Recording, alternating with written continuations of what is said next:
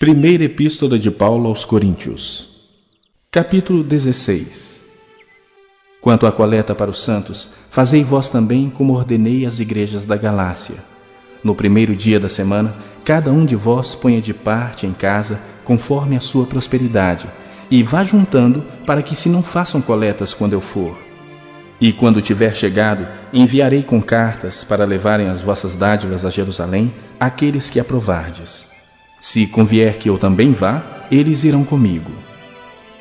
Irei ter convosco por ocasião da minha passagem pela Macedônia, porque devo percorrer a Macedônia. E bem pode ser que convosco me demore, ou mesmo passe o inverno, para que me encaminheis nas viagens que eu tenha de fazer. Porque não quero agora ver-vos apenas de passagem, pois espero permanecer convosco algum tempo, se o Senhor o permitir. Ficarei, porém, em Éfeso até ao Pentecostes, porque uma porta grande e oportuna para o trabalho se me abriu, e há muitos adversários. E se Timóteo for, vede que esteja sem receio entre vós, porque trabalha na obra do Senhor como também eu. Ninguém, pois, o despreze, mas encaminhai-o em paz para que venha ter comigo, visto que o espero com os irmãos.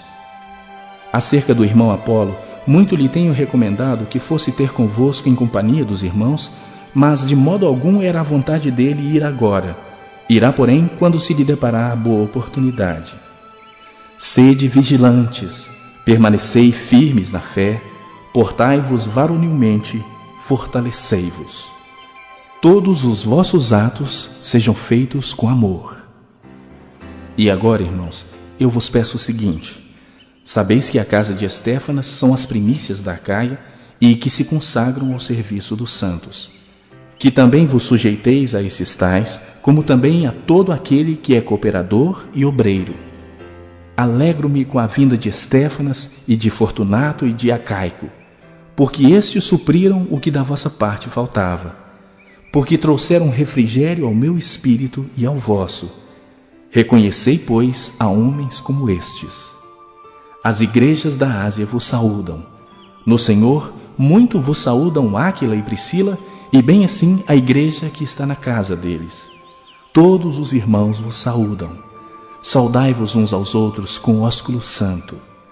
A saudação escrevo eu, Paulo, de próprio punho. Se alguém não ama o Senhor, seja anátema. Maranata. A graça do Senhor Jesus seja convosco. O meu amor seja com todos vós, em Cristo Jesus.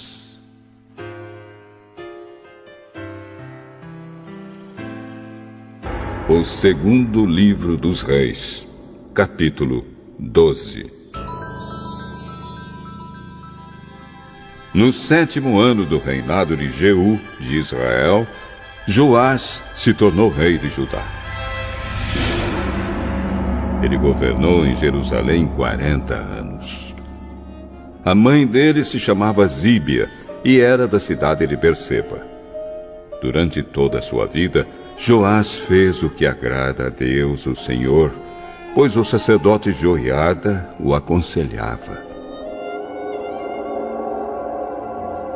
No entanto, os lugares pagãos de adoração não foram destruídos, e o povo continuou a oferecer sacrifícios e a queimar incenso ali.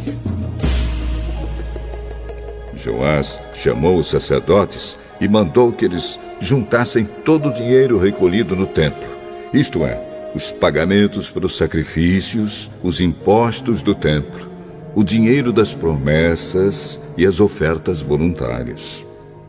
Cada sacerdote era responsável pelo dinheiro trazido pelas pessoas que ele servia, e o dinheiro era para ser usado nos concertos do templo.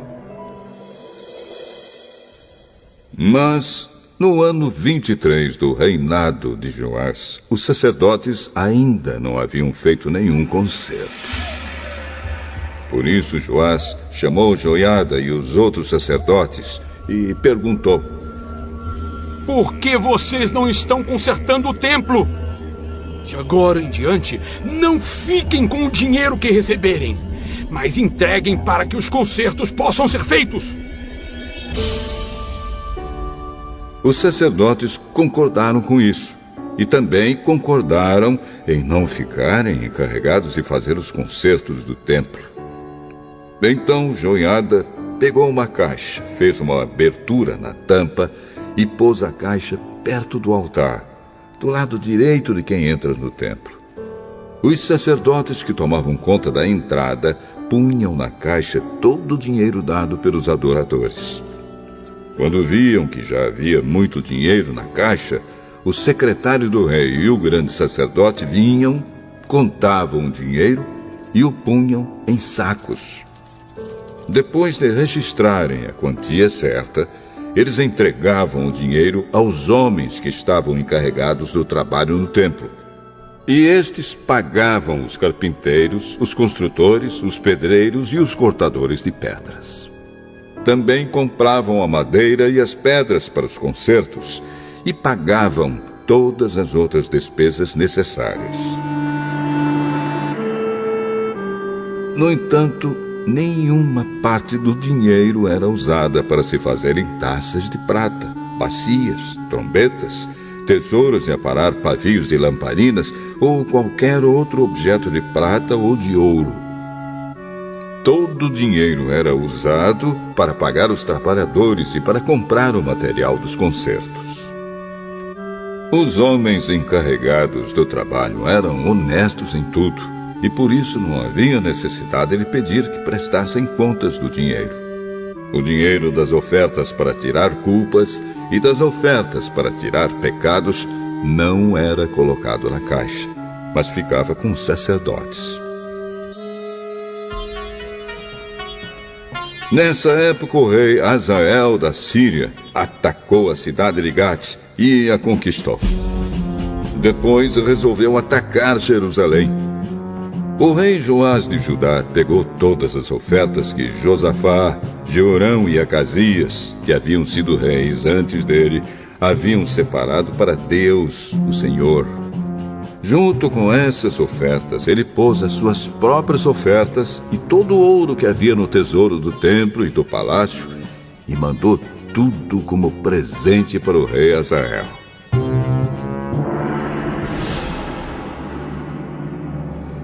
Então Azael desistiu de atacar Jerusalém. Todas as outras coisas que o rei Joás fez estão escritas na história dos reis de Judá. Os oficiais do rei Joás fizeram uma revolta contra ele. Então 2 deles, Josacá, filho de Simeate, e Josabade, filho de Somer, o mataram na casa construída no aterro que havia sido feito no lado leste da cidade de Jerusalém, na estrada que desce para a cidade de Sila. Joás foi sepultado nos túmulos dos reis na cidade de Davi, e o seu filho Amazias ficou no lugar dele como rei.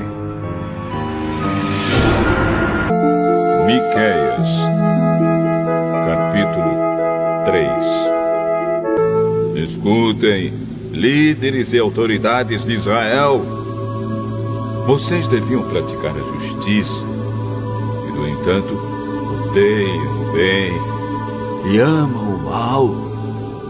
Vocês tiram a pele do meu povo e arrancam a carne dos seus ossos. Vocês devoram o meu povo, arrancam a pele, quebram os ossos e cortam a carne em pedaços, como se faz com a carne que vai ser cozinhada. Virá o dia em que vocês chamarão ao Senhor Deus, mas Ele não os atenderá. Vocês fazem o que é mal, e por isso Ele não ouvirá as suas orações. Os profetas enganam o povo.